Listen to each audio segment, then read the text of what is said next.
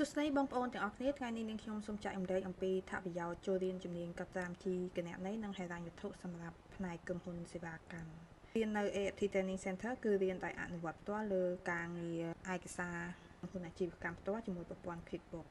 នេះជាឧទាហរណ៍ជាក់ស្ដែងដែលជាប្រភេទចំណាយដែលគេហៅថា Bank Payment Voucher ដែលយើងបានកត់ត្រាចូល QuickBooks ហើយយើងមានឯកសារអ្វីខ្លះដែល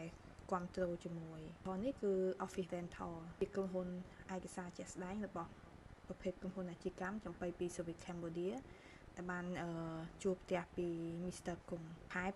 2500 យើងជួលផ្ទះដោយផ្ទះនោះជាបុគ្គលយើងត្រូវកាត់ពន្ធ Withholding Tax Rental 10% ជូនទៅពន្ធដារជាមួយនឹង Bank ហើយយើងមាន support ឯកសារដូចជា Invoice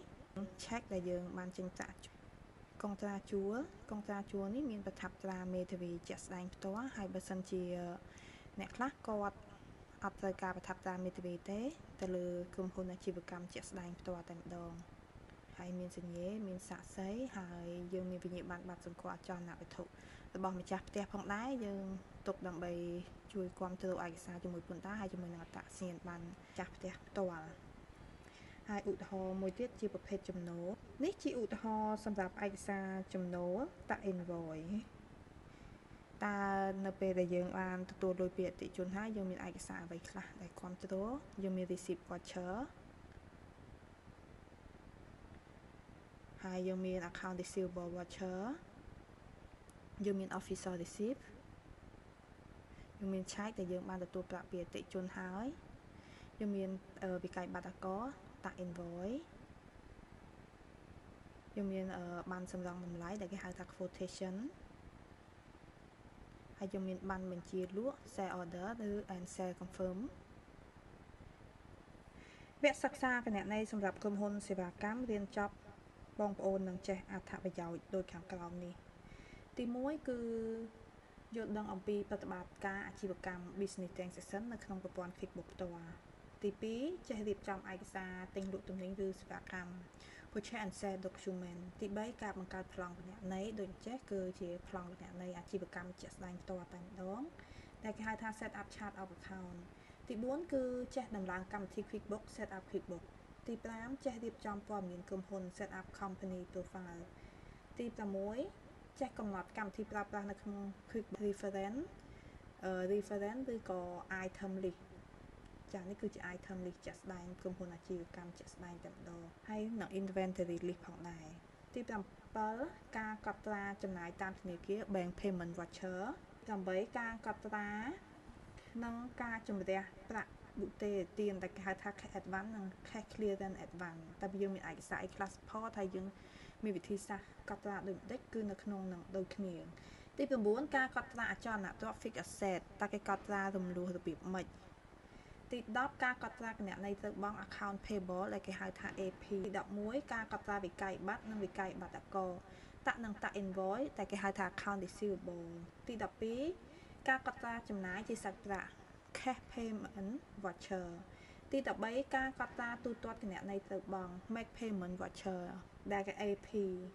ទី14ការកត់ត្រាប្រាក់ខែនិងពន្ធ salary and tax តើគេកត់ត្រា salary និង tax នៅក្នុងប្រព័ន្ធ QuickBooks និងប្រមូលពន្ធរបៀបម៉េចទី15ការកត់ត្រាប្រកាសពន្ធប្រចាំខែ tax monthly return ទី16ការកត់ត្រារំលោះទ្រព្យសកម្មអចលនទ្រព្យ fixed asset depreciation តើគេមានតារាងរំលោះបែបណាហើយគេយកមករំលោះនៅក្នុង QuickBooks របៀបម៉េចគឺនៅក្នុងមេរៀនជាក់ស្ដែង7ការផ្ទៀងផ្ទាត់សាច់ប្រាក់ក្នុងដៃនិងសាច់ប្រាក់ក្នុងធនាគារ cash និង bank reconcile តើគេផ្ទៀងផ្ទាត់ហើយនឹង cash count របៀបម៉េចឯកសារក៏មានហើយនីតិវិធីមាននៅក្នុង QuickBooks ទី18គឺការរៀបចំរបាយការណ៍ហិរញ្ញវត្ថុ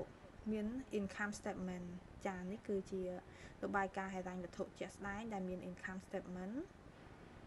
របាយការណ៍ស្ថានភាពហិរញ្ញវត្ថុ financial position ជាងចូល balance sheet ជាក់ស្ដែងមកនៅពេលដែលយើង bookkeeping អស់ហើយគឺនឹងមានរបាយការណ៍ជាក់ស្ដែងផ្ទាល់តែម្ដងរបាយការណ៍លំហូរសាច់ប្រាក់ statement of cash flow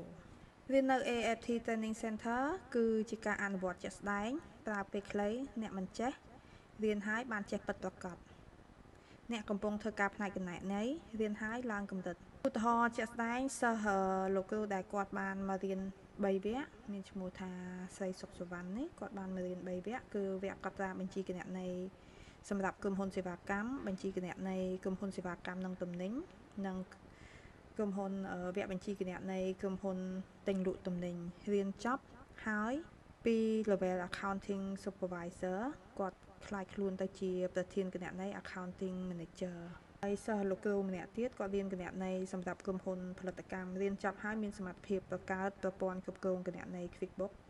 សម្រាប់កត់ត្រាគណនេយ្យឲ្យរោងចក្រកាត់ដេរសម្លៀកបំពាក់បានតែម្ដងការរៀនគណនេយ្យនៅ AAT Training Center រៀនបានពីរបៀបទី1រៀនតាម website មានវីដេអូបង្រៀនស្រាប់របៀបទី2ចុះឈ្មោះចូលរៀនផ្ទាល់មួយវគ្គរៀនតែ2ថ្ងៃទេសៅរ៍និងអាទិត្យបើសិនបើមានចំណាប់អារម្មណ៍អាចចុះឈ្មោះឥឡូវនេះដោយគ្រាន់តែតម្លាក់លេខទូរស័ព្ទនិងអ៊ីមែលសម្រាប់ចុះឈ្មោះចូលរៀនតាម website ក៏ដូចជាចុះឈ្មោះចូលរៀនផ្ទាល់អាចទំនាក់ទំនងតាម Facebook Page AAT Training Center ឬលេខទូរស័ព្ទ Telegram 089 699 986 សូមអរគុណ